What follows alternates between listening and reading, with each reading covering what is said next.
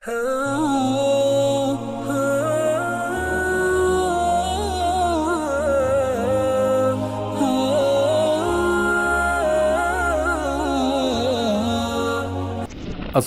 سورة البقرة: كاسحة الأحزان وناسفة رؤوس الشياطين.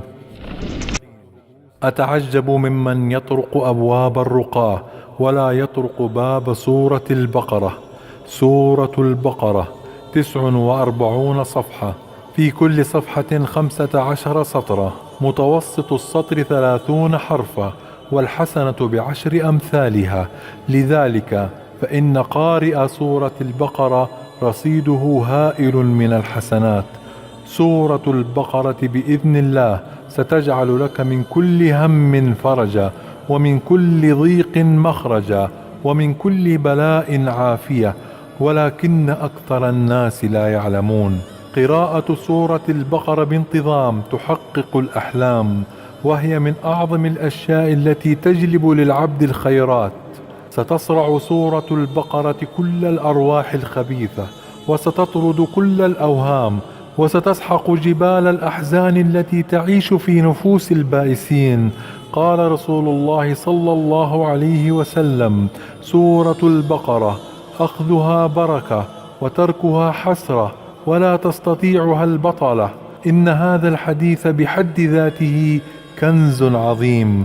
سورة البقرة أخذها بركة، قراءتها وحفظها والعناية بها والاستمرار عليها والاستشفاء بها بركة في نفسك ورزقك وعافيتك.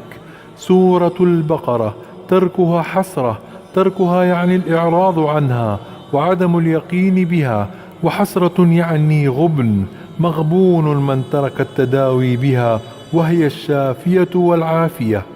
إذا حدثوك عن السحر والسحرة، وإذا حدثوك عن المس والعين والحسد والقلق، حدثهم عن تكرار سورة البقرة: كاسحة الأحزان وناسفة رؤوس الشياطين. إذا حدثوك عن المواجع والفواجع والفظائع، حدثهم عن سورة البقرة وخيراتها المتكاثرة وبركاتها المتناثرة. سورة البقرة لا يستطيعها السحرة، لو اجتمع 1000 ساحر ب1000 سحر لن يستطيعوا أن يغلبوا سورة البقرة. تكرار سورة البقرة سيحصن جسدك تحصينا عجيبا، لا تضرك عيون الحاسدين ولا يؤذيك مكر الحاقدين. المحافظة على قراءة سورة البقرة يجلب للعبد خيرات عظيمة، أو يرزقه الله بها بركة في أهله ونفسه وماله وولده. نحتاج لأن تكون قراءة سورة البقرة ثقافة في حياتنا، لا نشبع ولا نستغني عنها أبدا. القرآن كله بركة، لكن سورة البقرة هي سيدة البركات. قراءة سورة البقرة تطرد من الجسد الأرواح الخبيثة، وتنعش الروح وتسعد النفوس.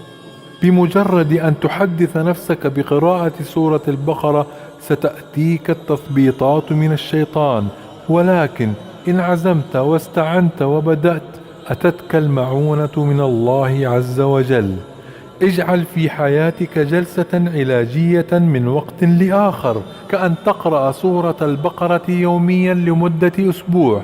النتيجة فرح وسرور ونشاط وبركة ونفس مطمئنة. اقرأ سورة البقرة واعلم أن حسادك إلى زوال. لن تجد مثل سورة البقرة علاجا لأمراض قلبك وروحك وجسدك.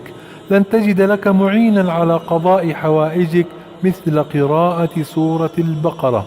لن تجد لك حصنا حصينا من حسادك مثل قراءة سورة البقرة. قراءة سورة البقرة ستشفيك من أمراض قد لا تعلم أنها فيك. قراءة سورة البقرة ستجلب لك خيرات لم تكن تتوقع أن تصل إليك.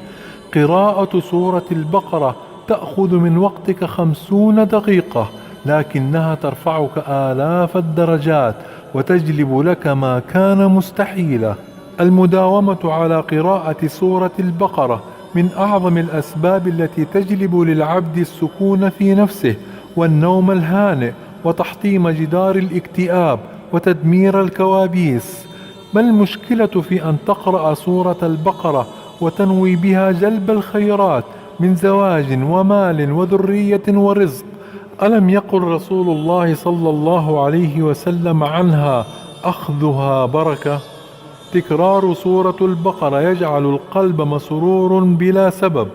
مع المداومة على قراءة سورة البقرة سيكون جسدك محصنا ضد الجن والشياطين وشرود الذهن والنعاس والتثاؤب. تلك هي حيل إبليس حتى تترك سورة البقرة. جاهد نفسك عليها وستسحقه بإذن الله. الشياطين وسورة البقرة لا يجتمعان في جسد. عيون الحاسدين ومكر الحاقدين والأرواح الخبيثة لن تجد لها ساحقا وماحقا مثل سورة البقرة.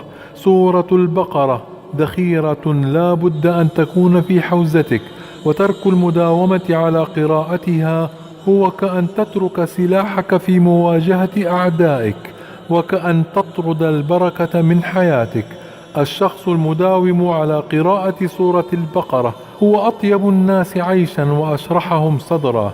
عليك فقط أن تبذل الأسباب للمحافظة على قراءتها، ومن بذل الأسباب أن تختار الوقت المناسب والمكان المناسب لقراءة سورة البقرة.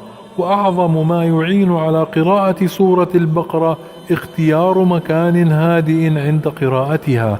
ومن المناسب جدا أن تختار وقتا محددا تلتزم فيه بقراءة سورة البقرة ولو كنت مشغولا.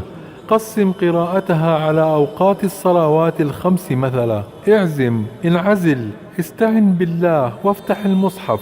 مع الأيام ستحبك سورة البقرة كما أحببتها، ستناديك وتمر على ذهنك وتلين في لسانك. سورة البقرة أخذها بركة وتركها حسرة. اللهم اجعل هذا العمل خالصا لوجهك الكريم، وبارك في عمر كل من ساهم في نشر هذا الفيديو وأعان على إنتاجه، واجعلنا وأحبتنا من أهل سورة البقرة ومن أهل القرآن الكريم الذين هم أهلك وخاصتك. غفر الله لي ولكم وأعاننا على قراءة كتابه الكريم.